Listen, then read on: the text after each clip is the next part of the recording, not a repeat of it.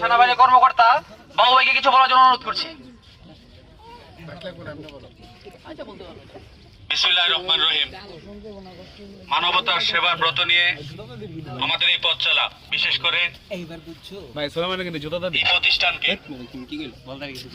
যারা এত দূর পর্যন্ত নিয়ে আসছেন তাদের মধ্যে অন্যতম অনেকেই আছেন, বিশেষ করে সকলের শ্রদ্ধা অ্যাডভোকেট কালাম ভাই সহ অনেকেই আছেন।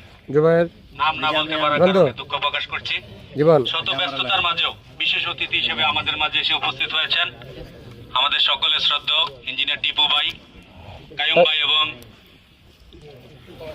এবং ডিফেন্সের আমাদের অত্যন্ত শ্রদ্ধাভাজন পলাশ ভাই সহ অনেকেই আছেন, যেটা আমাদের মামুন ভাই আছেন, অনেকেই আছেন। নাম না বলতে পারার কারণে দুঃখ প্রকাশ করছি।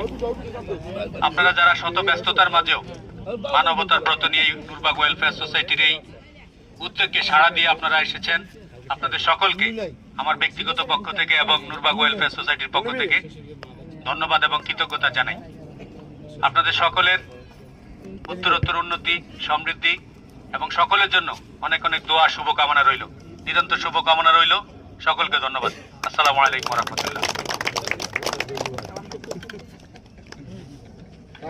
এ পর্যায়ে বক্তব্য রাখবেন আমরা আসলে আমারও শিক্ষক এবং আমরা ওনাকে মেন্টর বলি, অ্যাডভোকেট আবুল কালাম ভাই।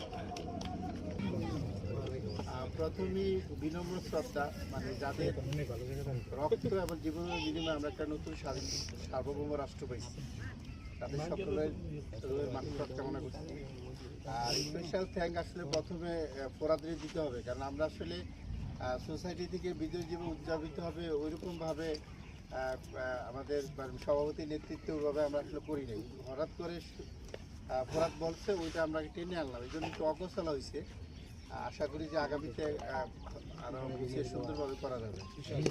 আর স্পেশাল থ্যাঙ্কস টু টিপু ভাইয়ের কাছে, কারণ টিপু ভাই এবং কায়েম ভাই দুইজনে কিন্তু ওনারা ঢাকায় থাকে, ওনাদের ঢাকায় একটা সোসাইটি আছে, ওখানে কিছু ফাংশন থাকে, কিছু প্রোগ্রাম থাকে, ওগুলা বাদ দিয়ে যে আমাদেরকে সময় দিয়েছে, এজন্য ধন্যবাদ এবং কৃতজ্ঞতা তাদের। আমি আসলে দুইটা কথা বলি। একটা হচ্ছে যে আমরা সোসাইটিটা শুরু করছি প্রায় 1.5 বছর হয়ে গেছে, মনে হয় পাড়া 1.5 বছর হয়ে গেছে।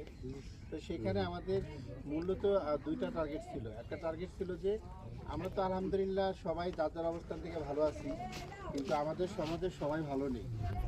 অনেকের অনেক ধরনের প্রবলেম আছে, কারো চিকিৎসা করতে যা অর্থের সমস্যা, কারো মেয়ে বিয়ে দিতে গেলে তার আর্থিক সমস্যা, তারপর বিভিন্ন ধরনের আর্থিক প্রবলেম অনেকে আছে। আমি একজাক্টলি অ্যামাউন্টটা জানি না, আমাদের সেক্রেটারি জানে, ও বলবে।